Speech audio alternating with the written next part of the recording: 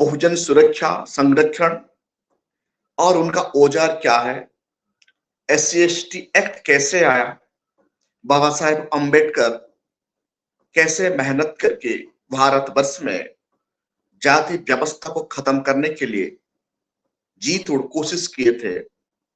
उनका सबसे बड़ा सपना था भारत में कास्टलेस समाज प्रतिष्ठा करने के लिए, जो उनका एनालिसिस ऑफ द कास्ट से पता चलता है।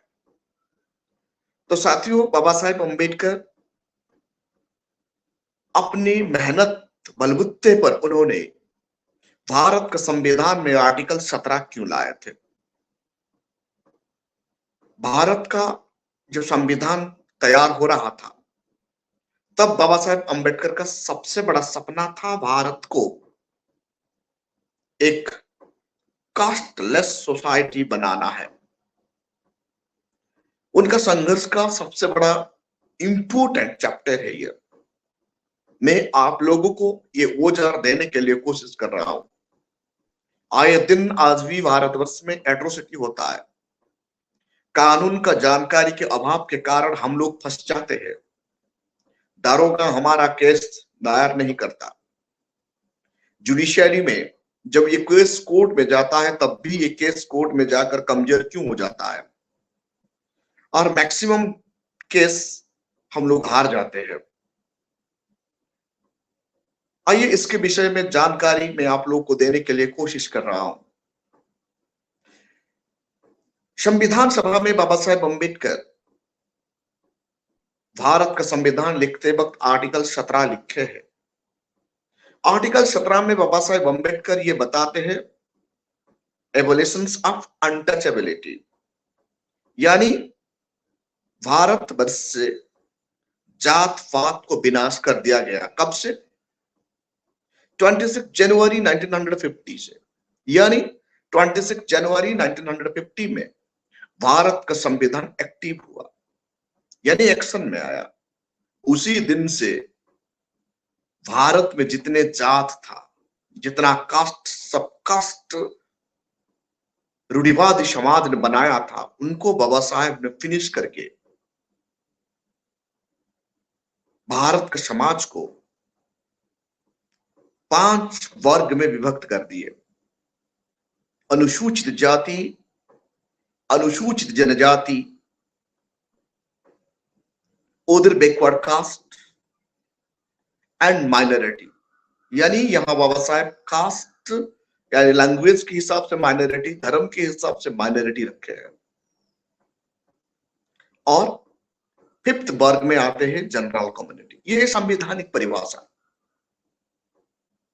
तो संविधान में आर्टिकल 17 का महत्व क्या था?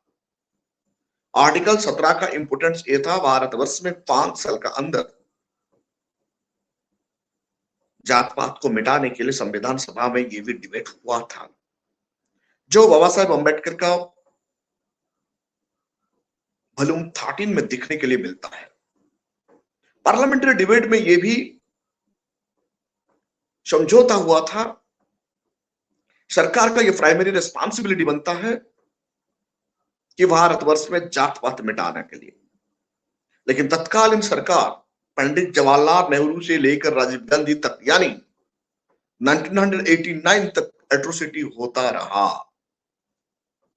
क्योंकि आपका मसीहा, मेरा मसीहा, भारत का मसीहा डॉक्टर बाबा साहेब अंबेडकर 1956 में महापरिनिर्वाण हो गए। तो उनको कंट्रोल करने वाले कोई बंदा ही नहीं रहा बहुजन समाज में। बाबा साहेब अंबेडकर का महापरिनिर्वाण के बाद बहुजन समाज का मूवमेंट और आर्टिकल 17 को कैसे फ्रीज कर दिया गया, ठंडी बस्ती में डाल दिया गया। बाबा साहेब के बाद बहुजन समाज यानी schedule caste, schedule tribe, OBC अनाथ बन गए और टॉर्चर और एट्रोसिटी बढ़ते गया। आए दिन सड़क में चलने के लिए एट्रोसिटी हुआ। कहीं होटल में जाकर खाना खा नहीं सके हमारा लोग, चाय पीने के लिए भी एट्रोसिटी हुआ। स्कूल में एट्रोसिटी हुआ, कॉलेज में एट्रोसिटी हुआ, तालाब में एट्रोसिटी हुआ, यानी हर जगह पर एट्रोसिटी बढ़ने लगा। जमीन हड़पा गया, शेड्यूल कास्ट, शेड्यूल ट्राइब, मां बहन का इज्जत का साथ हर दिन तार तार किया गया, क्योंकि सरकार बहुजन का नहीं था। बाबा साहेब अम्बेडकर चट्टान की तरह मजबूत होकर खड़ा होके हमारा सुरक्षा दे रहे थे, लेकिन उनका महापरिनिर्वाण के बाद आर्टिकल 17 को कोई पूछने वाला नहीं था। इनको फ्रीज कर दिया गया, यानी ठंडी बस्ती में डाल दिया गया। मनुवादी पार्टी अपना मनमानी करने लगे, आर्टिकल 17 को इंप्लीमेंट करने नहीं दिया गया। हर जगह में एट्रोसिटी थमने की नाम नहीं लिया। बहुजन समाज दिन ब दिन कमजोर होते गए।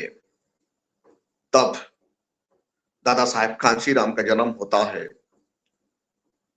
पंजाब का रोपड़ डिस्ट्रिक्ट रूपनगर में। उन्होंने अपनी मेहनत से क्लास 1 ऑफिसर बना। वो पूना का गोला बारूद कम फैक्ट्री में। तब वहां उन्हें एक एट्रोसिटी देखने के लिए मिला। दीना भाने और डीके खपाड़िया का संग मिला उन्हें। तो इन दोनों का साथ मिलकर दादा साहेब कांशीराम ने जात पात विनाश करने के लिए प्रयास किए। आर्टिकल 17 को कैसे इंप्लीमेंट किया जाए, इसके लिए बाबा साहेब अम्बेडकर जब बामसेप बनाए, 1971 में बामसेप तैयार किए। वो बामसेप का प्राइमरी मेंबर थे दादा साहेब कांशीराम, डीके खपाड़िया और दीना भाना। 1978 6 दिसंबर में दिल्ली में बामसेप का रियल एस्टैब्लिश हुआ दिल्ली में। तब से दादा साहेब कांशीराम नहीं रुके। 1981 6 दिसंबर में दादा साहेब कांशीराम DS4 बनाए,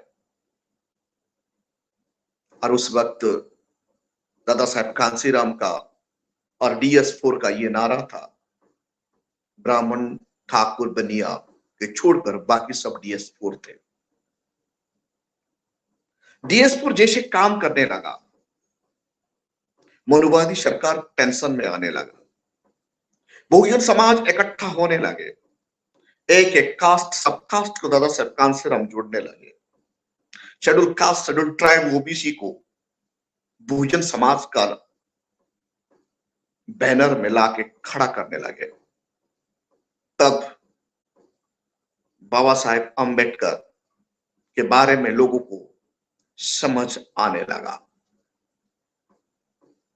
धीरे धीरे बहुजन समाज कैडराइज होने लगे, आर्टिकल 17 के बारे में जानने लगे।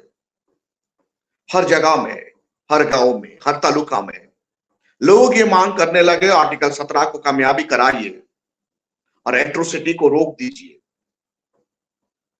अन्याय अत्याचार बंद होना चाहिए, क्योंकि ये हमारा फंडामेंटल राइट है। बहुजन समाज भारत का संविधान का आर्टिकल 17 के बारे में जब जानने लगे, दादा साहेब कांशीराम का संगठन द्वारा DS4 दिन रात मेहनत करके संविधान का आर्टिकल 17 के बारे में हर लोगों को बता रहा था। मैसेज हर तरफ फैल रहा था, आग की तरह मैसेज फैलने लगे, लाखों लोग यहां जुड़ने लगे। तो दादा साहेब कांशीराम का मन में उम्मीद आया, क्यों ना DS4 को और बामसेप को धीरे धीरे पॉलिटिकल प्लेटफॉर्म में कन्वर्ट कर दिया जाए। जो भीड़ कांग्रेस का पीछे जाता था, वो भीड़ उनका दिशा चेंज करने लगा, वो भीड़ DS4 में आके लगने लगा, वो भीड़ बामसेप में आके ज्वाइन करने लगा। तो दादा साहेब कांशीराम को उम्मीद आया, हम लोगों को राजनीति में आना ही होगा, क्योंकि दादा साहेब कांशीराम जब बाबा साहेब अम्बेडकर को पढ़े, एनालिसिस ऑफ द कास्ट पढ़ने के बाद उनका पूरा परिवर्तन हो गया था, और वो धीरे धीरे बाबा साहेब को समझने लगे। तो उन्हें पता चल गया, जात पात विनाश का सबसे बड़ा हथियार है हम लोगों को राजनीति में आना, राजनीति में आते ही सत्ता का चाबी प्राप्त होते ही अल्टीमेटली संविधान इंप्लीमेंट हो जाता है। इसलिए दादा साहब कांशीराम 14 अप्रैल 1984 में बहुजन समाज पार्टी का एस्टैब्लिश कर दिए और उसी दिन मनुवादी का नींद उड़ गया। डीएस4 बाम से जो सोशल ऑर्गेनाइजेशन बाबा दादा साहब बना रहे थे, तब तक मनुवादियों ने बिल्कुल टेंशन में नहीं थे। कब टेंशन आ गया? जब बहुजन समाज का पॉलिटिकल पार्टी खड़ा हो गया, क्योंकि उन्हें पता है मनुवादियों को, बहुजन समाज पार्टी भारतवर्ष में मजबूती का साथ खड़ा हो जाएगा तो हर कोई पार्टी उनका सामने टिक नहीं पाएगा। कारण कारण यह है, बहुजन समाज का 90% वोट है और मनुवादियों का 10% वोट है। ये 10% वोट रहने वाले पॉलिटिकल पार्टी आज नहीं तो कल भड़बड़ा कर गिर जाएगा, ये राजीव गांधी साहब को पता चल गया था। भारत का प्रधानमंत्री राजीव गांधी को पता चल गया था और तमाम मनुवादी लीडर को भी पता चल गया था। तब तमाम मनुवादी लीडर बैठकर प्लान करने लगे, हर हाल में बसपा को रोकना है। तो उसी वक्त बामसेप को तोड़ा गया। आज जो रजिस्टर्ड बामसेप चला रहे हैं वो उनका नतीजा है। फिर भी दादा साहब कांशीराम नहीं रुके, नहीं थके। अनुसूचित जाति, अनुसूचित जनजाति को अत्याचार से मिजाज दिलाने के लिए उन्होंने जब राजनीतिक ताकत 1989 में, दूसरे 1984 में पॉलिटिकल पार्टी बनाए, ये पार्टी धीरे धीरे मजबूत होने लगा। उत्तर प्रदेश में मजबूती का साथ आगे बढ़ा, क्योंकि भारत का सबसे बड़ा सूबा है यूपी। यूपी को लीडिंग कर रही थी बहन मायावती जी। पंजाब, वेस्ट बंगाल, मध्य प्रदेश, आज का मध्य प्रदेश है, कुछ स्टेट जगह पर बसपा का कैंडिडेट जीतने लगे और पार्लियामेंट का सदन में आवाज बुलंद करने लगे आर्टिकल 17 को इंप्लीमेंट करने के लिए। तब जाकर 1989 में एट्रोसिटी एक्ट भारतवर्ष में बनाने के लिए भारत सरकार मजबूर हो गए। इनको मजबूर कौन किया? मूवमेंट कर दिया। दादा साहब कांशीराम का पॉलिटिकल मूवमेंट मनुवादी को हिलाकर रख दिया और उस वक्त कांग्रेस का सरकार अल्पमत में आ गया। दिसंबर 2, 1989 टू नवंबर 10, 1990 वीपी सिंह का सरकार दिसंबर 2 में बन गया और दादा साहब कांशीराम बहन मायावती जी पार्लियामेंट में दहाड़ने लगे थे एट्रोसिटी को रोकने के लिए। तब जाके सरकार मजबूर हो गया एट्रोसिटी एक्ट भारतवर्ष में लाने के लिए। संविधान का मकसद यह है जात पात को विनाश करने के लिए, लेकिन एट्रोसिटी एक्ट भी लाना एक पॉलिटिकल कंस्पिरेसी था। खैर मैं इसका अंदर नहीं घुसना चाहता हूं। बाबा साहब का मकसद था भारतवर्ष में जात पात को विनाश कर देना, यानी 26 जनवरी 1950 में ही जात पात विनाश हो गया। यानी जिसी दिन संविधान एक्टिव होता है उसी दिन ही जात पात फिनिश हो गया। जो एट्रोसिटी करता है, उस जब हम पार्लियामेंट्री डिबेट को देखते हैं, बाबा साहेब अम्बेडकर का द्वारा लिखा गया वॉल्यूम 13 में हम पढ़ेंगे, तो पार्लियामेंट्री डिबेट को उठाकर देखते हैं तो वहां ऐसा व्यवस्था है, जो एट्रोसिटी करेगा उनको सजा, उनका सिटीजनशिप तक रद्द होता है, उनका प्रॉपर्टी को भी सीज किया जाता है। ऐसे कानून को इंप्लीमेंट ना करके, अधिनियम नहीं बनाकर 1947 से 1989 तक कंटिन्यू टॉर्चर करना एक कम्युनिटी को, हर सोशल सेक्टर में उन्हें दबा कर रखना कितना कानूनी जायज है। कानून होते हुए भी उस वक्त का कांग्रेस गवर्नमेंट भारत में रहने वाले 90% पॉपुलेशन को कैसे ठग रहा था, दादा साहब कांसीराम उनका पर्दाफाश कर दिया।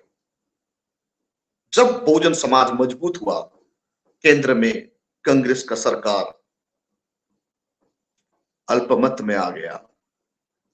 कांग्रेस कभी भी सोचा ही नहीं था बसपा बनेगा, बाबा साहेब अम्बेडकर का सुपुत्र कांग्रेस का खिलाफ जाएगा, मनोवाद सोच का खिलाफ जाएगा और एक बहुत बड़ा अम्ब्रेला खड़ा कर देगा। वो अम्ब्रेला केंद्र सरकार को मजबूर कर दिया 1989 में एट्रोसिटी एक्ट को पास करने के लिए।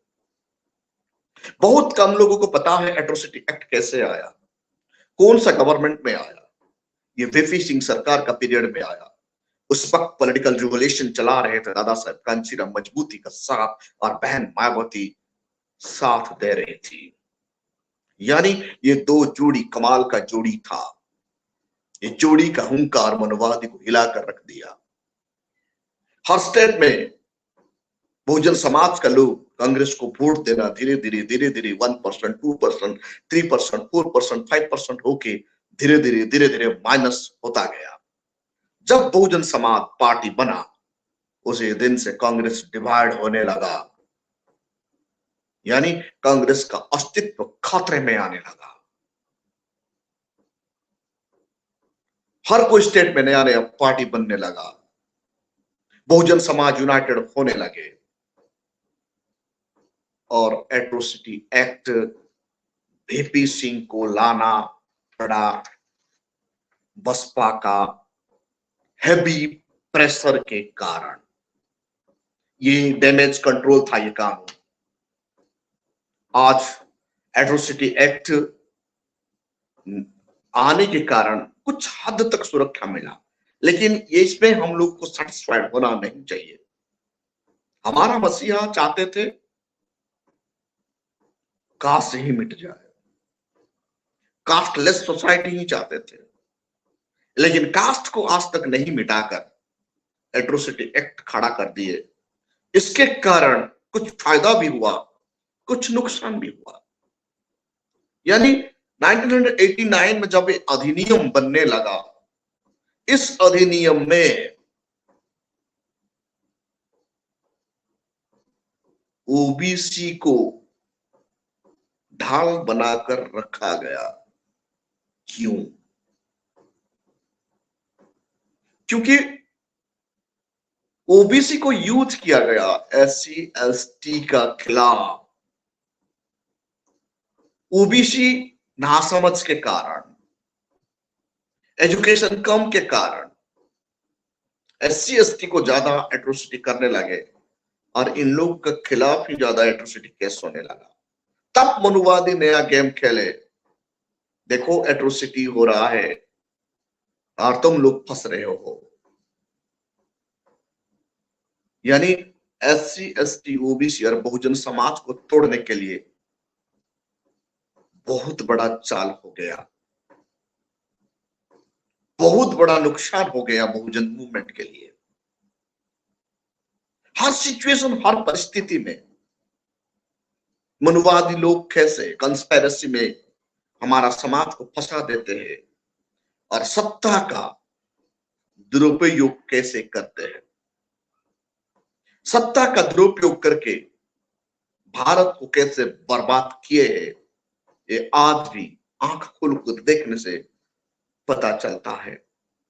साथियों, बहुजन समाज का आंदोलन DS4 एंड बामसेट, ये दोनों का साथ साथ बहुजन समाज पार्टी का उदय मनुवादी पार्टी को टेंशन में लाकर खड़ा कर दिया और कांग्रेस यूपी जैसे स्टेट में कमजोर हो गया। तब कांग्रेस को डर लगने लगा। ऐसे परिस्थिति में केंद्र में वीपी सिंह का सरकार बन जाता है दिसंबर 2, 1989 टू नवंबर 10, 1990 तक। उस पीरियड में एट्रोसिटी एक्ट बना। कांग्रेस कतई नहीं चाहता था schedule caste, schedule tribe, OBC का उत्थान हो। ओबीसी कांग्रेस का कंस्पेरेसी में फंस गया।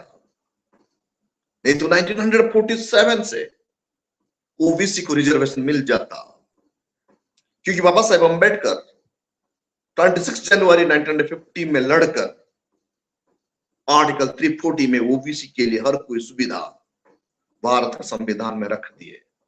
आज भी 99% ओबीसी समाज आर्टिकल 340 के बारे में नहीं जानते, बाबा साहेब को ही ब्लेम करते हैं और SC/ST को एट्रोसिटी करने के लिए आगे बढ़ जाते हैं। इनको कहते हैं political conspiracy and religious conspiracy. तब अधिनियम बनता है। कब, कैसा परिस्थिति में अधिनियम आया, अब सब लोग को मालूम हो गया है। ये अधिनियम इतना इजी से नहीं आया था। बाबा साहेब अंबेडकर का सुपुत्र दादा साहब कांशीराम और बहन मायावती जी का दिन रात का मेहनत, बहुत लेबर, इन कुछ गद्दारों के कारण फिर मूवमेंट कमजोर हो गया, जो बाम से को डिवाइडेड करके रजिस्ट्रेशन कर दिए। आज वो रजिस्टर्ड बाम से बसपा मिशन के लिए थोड़ा रुकावट कर दिया, जो होना नहीं चाहिए था। वक्त वक्त में कैसे हमारा उत्थान को कैसे पतन कर देते हैं। बाबा साहेब अंबेडकर जब लड़ रहे थे, तब बाबू जगजीवन राम को सामने यूज किया गया था कांग्रेस का द्वारा। दादा साहब कांशीराम और बहन मायावती जी जब लड़ रही थी, तब भामसेप को तोड़ा गया और रजिस्टर्ड कर दिया गया। आज जब बहन मायावती जी लड़ रही है, बहुत सारे बहुजन समाज का छोटा छोटा पॉलिटिकल पार्टी बनाकर बहुजन समाज का वोट को तोड़ा जा रहा है। वक्त का साथ साथ हमारा मूवमेंट को कमजोर करने के लिए कैसे खेल रचा जाता है। जो भी होना क्यों, आज जो बहुजन समाज का सुरक्षा और उनका संरक्षण, सशक्तिकरण का औजार बन गया है एट्रोसिटी एक्ट। इनको SC/ST एक्ट या SC/ST अधिनियम कहते हैं, जो संवैधानिक प्रावधान है आर्टिकल 17 को बेस करके एट्रोसिटी एक्ट बना। आर्टिकल 17 आज इंप्लीमेंट हो जाता तो एट्रोसिटी एक्ट का कोई जरूरत नहीं होता। आज भारत एक कास्टलेस सोसाइटी बन जाता। जिन लोगों को हम लोगों ने वोट देकर आज तक जिता रहे हैं, इन लोगों ने कभी भी आर्टिकल 17 को इंप्लीमेंट करने के लिए इनका मकसद ही नहीं। आज भी हमारा मांग है आर्टिकल 17 को सही से इंप्लीमेंट करा जाए और देश का संपदा को इक्वल डिस्ट्रीब्यूशन किया जाए। देश में रहने वाले लोगों को इक्वल इकोनॉमिक अपॉर्चुनिटी मिले, कोई भी प्रॉपर्टी को प्राइवेट होने से रोका जाए, तब यह देश नंबर 1 नेशन में बनेगा। साथियों, अधिनियम 1989 में एट्रोसिटी एक्ट पारित कर दिया गया है। इनको पारित करने के लिए पार्लियामेंट और कॉन्स्टिट्यूशन सभा में उनका उद्देश्य क्या था? उद्देश्य यह था SC/ST सदस्य पर अत्याचार को और अपराध को रोकना। आर्टिकल 17 ये कहता है कास्ट ही विनाश कर देने के लिए, लेकिन यहां अधिनियम बनाया गया है SC/ST जो लोग हैं, SC/ST लोगों का ऊपर जो अत्याचार होता है, ऐसे अत्याचार का, अपराध को रोकने के लिए ये कानून का मकसद है। अपराध को, सेकंड पॉइंट है, अपराध को तुरंत विचार करने के लिए हर डिस्ट्रिक्ट में एक सेशन कोर्ट बनाया गया है, स्पेशल कोर्ट बनाया गया है। उनका विशेष न्यायालय कहते हैं, उस न्यायालय के द्वारा तुरंत फैसला होना चाहिए, ऐसे लिखा गया है अधिनियम 1989 एट्रोसिटी एक्ट के तहत। अपराध से जड़ित, अपराध से पीड़ित व्यक्ति को राहत देने के लिए तथा उन्हें पुनर्वास करने के लिए भी व्यवस्था किया गया है। ये 3 मकसद रखा गया है एट्रोसिटी केस जिसको होता है। फर्स्ट मकसद था SC/ST को रोकना है, जो अत्याचार हो रहा है। कैसे अत्याचार हो रहा था, आज भी हो रहा है। पानी पीने के लिए अत्याचार, शादी का टाइम में घोड़े यूज करने के लिए एट्रोसिटी होता था, मूंछ रखने के लिए एट्रोसिटी, स्कूल कॉलेज में पढ़ाई का टाइम में एट्रोसिटी, होटल में, पब्लिक प्लेस में, पब्लिक टैंक में, पब्लिक ट्यूबवेल में, हर जगह पर एट्रोसिटी को रोकना इनका मकसद था। और भारतवर्ष में इक्वालिटी स्थापन करना उनका मकसद। लेकिन इनका मकसद नहीं जात पात विनाश करने के लिए। जात पात विनाश करने के लिए आर्टिकल 17 कहता है, लेकिन एट्रोसिटी एक्ट कहता है इनको रोकना है। मतलब आपको बुखार आ रहा है, थोड़ा इंजेक्शन दे दे के टेम्परेचर कंट्रोल करना है। बाबा साहेब ये नहीं चाहते थे। बाबा साहेब चाहते थे पूरा इनको पूरा रूट से उखाड़ कर फेंक देना। जब तक रूट से उखाड़ कर फेंका नहीं जाता तब तक बहुजन समाज यहां सुरक्षित नहीं रहेंगे, नहीं होगा। सोचिए कैसे कंस्पेरेसी का शिकार बहुजन समाज बार बार हो रहा है। एट्रोसिटी एक्ट हमारे लिए एक सुरक्षा कवच है, लेकिन उनसे भी बड़ा सुरक्षा कवच है आर्टिकल 17। क्या चाहिए हम लोगों को? आर्टिकल 17 चाहिए, आर्टिकल 17 का इंप्लीमेंट चाहिए, या एट्रोसिटी एक्ट का सही यूज होना चाहिए। वर्तमान परिप्रेक्ष्य में एट्रोसिटी एक्ट ही चाहिए, क्योंकि इनको यूज करना बहुत जरूरी है। आर्टिकल 17 को इंप्लीमेंट करने के लिए हमें सत्ता चाहिए। जब तक बहुजन समाज सत्ताधिकारी नहीं होगा, आर्टिकल 17 को टोटल इंप्लीमेंट करना नामुमकिन जैसे लगता है। सत्ता प्राप्त करने के लिए बहुत बड़ा अम्ब्रेला भी आज भारतवर्ष में खड़ा हो चुका है। इनको नेशनल अम्ब्रेला कहते हैं। जो अम्ब्रेला दादा साहब कांशीराम ने किए हैं उनको कहते हैं बसपा। आज जो भी एक्ट भारतवर्ष में बना है बसपा के संघर्ष के कारण। जब जब बहुजन समाज यूनाइटेड हो जाता है, मनुवादी घुटने की बलबुत्ते पर आ जाता है। साथियों, 1989 से कांग्रेस जैसे जैसे कमजोर हो गया, आज तक उभर नहीं पाया। आप लोग और थोड़ा संविधान का जानकारी रख देंगे, एट्रोसिटी एक्ट की जानकारी रख देंगे, अभी जो आपको एट्रोसिटी कर रहे हैं, जो भी ऑफिसर कर रहा है वो भी डरने लगेगा। मैं आपको हर दिन कोशिश करूंगा एट्रोसिटी एक्ट के बारे में जानकारी देने के लिए। साथियों, जो अपराध का तुरंत निवारण के लिए जो कोर्ट बनाया गया है, क्या आज वो कोर्ट न्याय सही से डिस्चार्ज कर रहा है? ये प्रश्न हर किसी को मन में आना चाहिए, क्योंकि आज का तारीख में कानून बनने से भी कार्यपालिका, न्यायपालिका, व्यवस्थापिका आपका हाथ में नहीं है।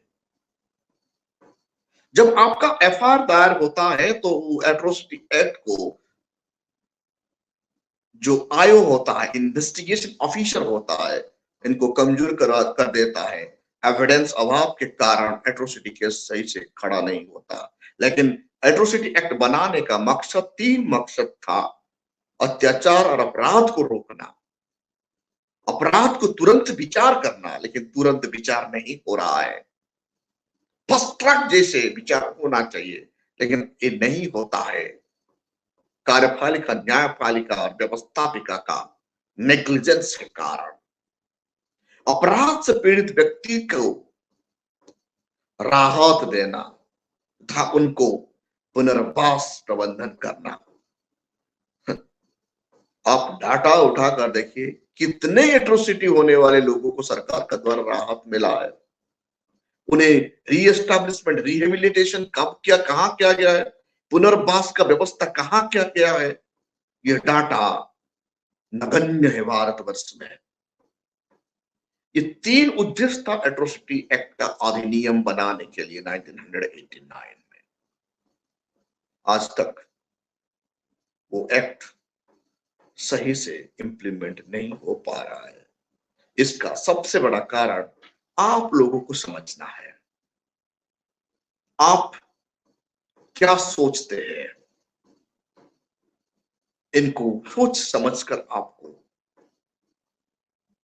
जानना है और भारतवर्ष में बहुजन समाज को यूनाइटेड करके आर्टिकल 17 को इंप्लीमेंट करने से हमारा हर कोई हाल खत्म हो जाता है। Thank you. आज हम आपके लिए लेकर आए हैं बहुजन समाज की एक ऐसी किताब, कहीं हम भूल ना जाएं, एक ऐसी ऐतिहासिक किताब है जिसके अंदर आपको ऑडियो वीडियो देखने को मिलना है। ये पहली बहुजन समाज की ऐतिहासिक किताब है जिसके अंदर आप वीडियो भी देख सकते हैं। अब किताब के अंदर कैसे वीडियो देख सकते हैं ये मैं आपको पहले दिखा दूं। आइए तो हम देखते हैं। सबसे पहले आपने करना ये काम है कि किसी भी पेज पर मोबाइल द्वारा आप गूगल पे जाएंगे और गूगल पे जाने के बाद आपको कैमरे का निशान नजर आता है। इस कैमरे पे आप क्लिक करेंगे तो ये QR कोड को स्कैन कर लेगा। स्कैन करने के बाद यहाँ पर आप देखेंगे ये लिंक आ गया। आप जैसे लिंक पर क्लिक करेंगे आपकी वीडियो चालू हो जाएगी, यानी कि आपको एक सटीक जानकारी मिलने वाली है, एक ऑथेंटिक जानकारी मिलने वाली है। बहुजन समाज की पहली ऐतिहासिक किताब है जिसके अंदर आपको तमाम महापुरुषों की जानकारी मिलने वाली है। आप इस किताब में देख पाएंगे तथागत सम्यक बुद्ध जिनकी पूरी जीवनी आपको मिलने वाली है, महान सम्राट अशोक जिनका जीवनी आपको इसके अंदर पूरी मिलने वाली है,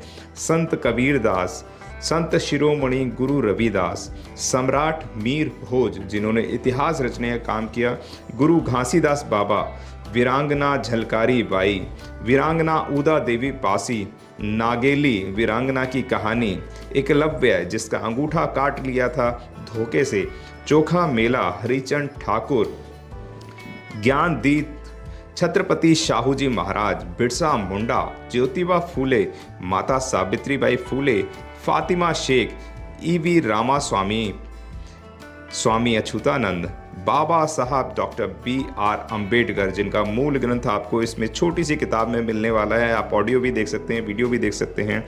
माता रमाबाई, मोतिया रावण कंगाली, सरदार उधम सिंह, ललई सिंह यादव, दशरथ मांझी, शिव दयाल सिंह चौरसिया, कपूरी ठाकुर, भवरी देवी, मान्यवर काशीराम साहब जिन्होंने इतिहास को दोबारा दोहराने का काम किया था, वीरांगना फूलन देवी, बहन कुमारी मायावती, संकल्प भूमि और पूना पैक्ट। बहुजन समाज का एक मूल ग्रंथ यह आपके पास आ गया है और आप इसको बिल्कुल भी देरी ना करें। तो साथियों, अगर आप ये किताब मंगाना चाहते हैं तो डिस्क्रिप्शन बॉक्स में जो आप नंबर देख रहे हैं इस नंबर पर आप हमें अपना ऑर्डर बुक करा सकते हैं। कितनी किताब आपको चाहिए? यदि आप चाहते हैं कि यह किताब पूरे भारतवर्ष में घर घर नजर आए तो आप इस वीडियो को ज़्यादा से ज़्यादा शेयर करें, लाइक करें, शेयर करें, अपने कमेंट हमारे सुझाव बॉक्स में ज़रूर दें और किताब को अपने घर पे मंगाना बिल्कुल भी ना भूलें। अगर आपने अभी तक हमारा चैनल सब्सक्राइब नहीं किया है तो सब्सक्राइब करें और घंटी का बटन बिल्कुल भी दबाना ना भूलें ताकि सभी लेटेस्ट खबरें पहुंच सकें आप पे सबसे पहले।